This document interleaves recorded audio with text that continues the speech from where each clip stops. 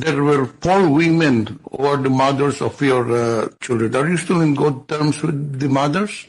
We're separated, Your Honor, Mr. Chair. Yes, we're in good terms. We're in talking terms, and including all my children. Some of them are the United States, and some are here, Your Honor, Mr. Chair. Si Senator, magkano si ino-offer ni Senator? Ano pa lang, tip pa lang, paldo na. Tip pa lang, paldo na. Tip pa lang, paldo na. Magkano mag-tip si Senator?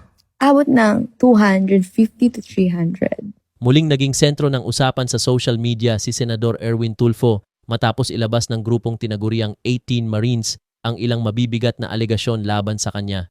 Kumalat online ang iba't ibang video clips at lumang testimonya kaugnay ng mga paratang, kabilang ang umano'y pagkakadawit sa human trafficking at iba pang kontrobersyal na akusasyon. Ayon sa mga kumakalat na pahayag, may alegasyon ding namimili raw ng mga babae at nagbibigay ng tip sa mga hindi nagugustuhan, bagay na naging paksa ng talakayan ng mga netizen. Kasabay nito, muling nabuhay ang ilang lumang pahayag at naging pagdinig sa Kongreso na may kaugnayan sa senador. Kung sentador ka sa mga gawaing mali, tapos bibigyan mo pa ng dahilan na ang mali ay tama, okay lang ang babae, wag lang ang lalaki. Kung gawain mo at estilo mo yan, magwala ka hanggat gusto mo, wag mo kaming idamay. Kung sino yung may issue sa pamilya, siya lang ang magsasalita. Kasi siya ang may karapatan magsalita, siya yung nadadawit. Shut up! Magtanim ka na ng kamote sa bukid, di ka tagapagtanggol namin. Issue po kay Senador Raffy, itong ang actress na si Chelsea Ilore. Sabi mo daw ano kung nang bababae siya? Ano bang gusto niyong linawin yan? Anong diferensya kung ng babae, ma? Ito namang si Raffy, hindi niya nagalo yun. Binigyan lang siya kasi nakainom si Raffy. Ito namang si babae, nag-announce na. Binigyan ako ng 250,000. Sabi ko nga yung mukha na yan, sabi ko kahit 5,000, hindi ko bibigyan Ipokrito yung mga lalaki, karamihan, na sinasabing hindi sila nagkaroon ng extramarital affair. Alam ko, takot lang sila sa asawa o kaya ipokrito sila. The subject official declared that he has 10 children from several women. I suppose you had a very colorful love life secretary. And there were four women who are the mothers of your children. Are you still in good terms with the mothers? We're separated, Your Honor, Mr. Chair. Yes, we're in good terms. We're in talking terms, and including all my children. Some of them are the United States, and some are here, Your Honor, Mr. Chair. Secretary, considering that in your line of work, the moment you're the Secretary of DSWD, and I suppose you'll be meeting a lot of women in your line of work, hindi po ba magiging sagabal sa trabaho mo yun na marami kang makikilalang babae? It happened, Mr. Chair, Your Honor, when I was younger, when I was in the media. And as you grow old, you notice that you start to look differently in life, your perspective, Your Honor, Mr. Chair. When we are young, sir, we make mistakes. But I'm not ashamed to say that I made mistakes. And from that mistake, you have to make corrections and adjust. And you have to bring it all the way until you grow old, Mr. Chair, Your Honor. I manifest my full support to the Secretary.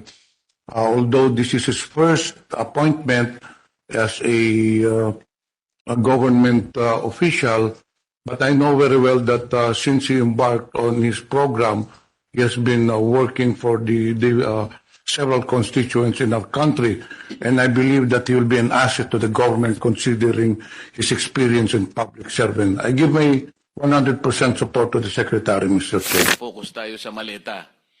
Ngayon, ano yung pangyayari at nabanggit ninyo yung sa issue ng human trafficking? Nabanggit ko po yon para lang magbigay ng example na hindi lahat ng alam nila ay nailagay po dito sa affidavit. At nabanggit ko yung example po na yon dahil napakabigat po na krimen yun Yung human trafficking, I think under the new law 11362, punishable by 15 to 20 years plus perpetual disqualification to hold public office. And isang mataas na opisyal ang gumagawa noon. ang sabi pa nga ho nila ay minsan nagpapakuha ng 5 babae, pagpipilian niya, yung hindi niya nagustuhan, bibigyan niya ng tip, then maiwan yung napili niya. No? And it did not happen once, it did not happen twice. Marami po. Sa Maidas, minsan sa Shangri-La. Sinabi lang sa iyo yan. Sinabi rin po pati pangalan, no? Hindi, kinuwento lang sa iyo yan. Opo. Ang ibig ko sabihin, sino makakapagpatunay kung sino yung binabanggit mong opisyal na yan? Nandito po yung dalawa na naka-experience, nakasama ho silang naghatid nung babae. At Teka, ilang pagkakataon? 2? 2 beses po na So, mamimili siya mula sa 5, ganon? minsan 3, minsan 2 ang dadalhin po. Namimili muna siya. Namimili, and then yung napili niya, may iwan doon. At alam po nila kung sino yung mambabatas na yon dahil hinahatid po nila sa kwarto yung babae.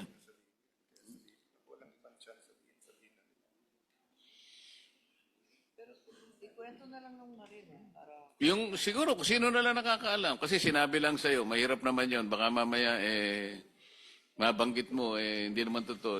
Yung magtapat na lang yung talagang nakakita ng sinasabi mo at patunayan po ninyo na ang sinasabi ni Attorney Baligod ay totoo. Your Honor, ako po yung naka-experience doon sa Maidas. Pwedeng paki-detalye po ninyo? Your Honor, unang dumating po yung VIP. Sino po yung VIP? Si Senator Erwin Tulfo, Your Honor. Tapos po, maya-maya dumating din po yung 2 babae.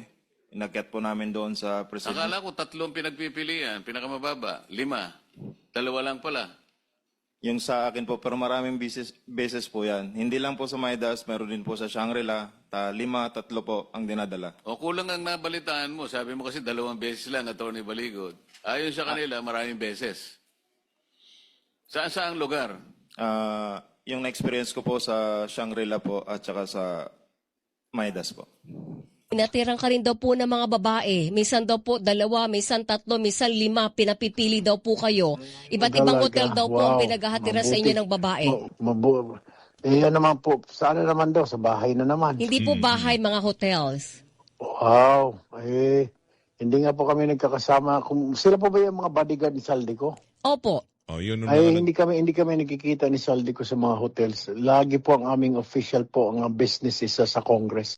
Iilan lang ang senador. Naku po. Ala. So, si Senator. Magkano Ay, si ino-offer ni Senator? Ano pa lang. Tip pa lang, paldo na. Tip pa lang, paldo na. Tip pa lang, paldo na. Magkano mag-tip si Senator? Abot ng 250 to 300. 250 to 300. Yes, Wala pang nangyayari to. Wala pa po. Ganun ang senador, ano? Grabe, no? Napaka, no? Opo. Napaka-generous pala nila, no? Kasi galing sa tax. Oo nga, no? Mga galing sa tax. Mas lalo si ano. Ay, nako. Na senator, bigyan mo ko initials lang. Pwede ba yun? Oo, initials lang. First name, last name. First name, last name. Hala, sobrang dali kasi. Sige lang. Initials. Initials. Gitna na lang. Initials. Okay lang. Ano siya? May Y. Y?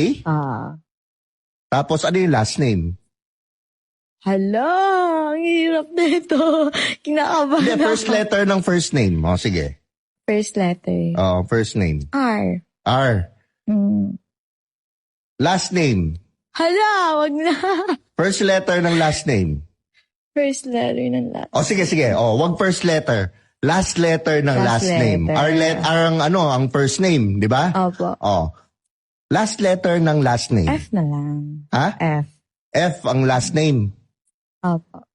Yun ang last letter, yung elf? Hindi. Second, pangalaw. Pangalawa. Pangalawang letter ng last name. Opo. Okay. Parang comment nyo nga guys, tingnan natin yung sino. Dali sino yung mga first letter ng first name R, tapos okay.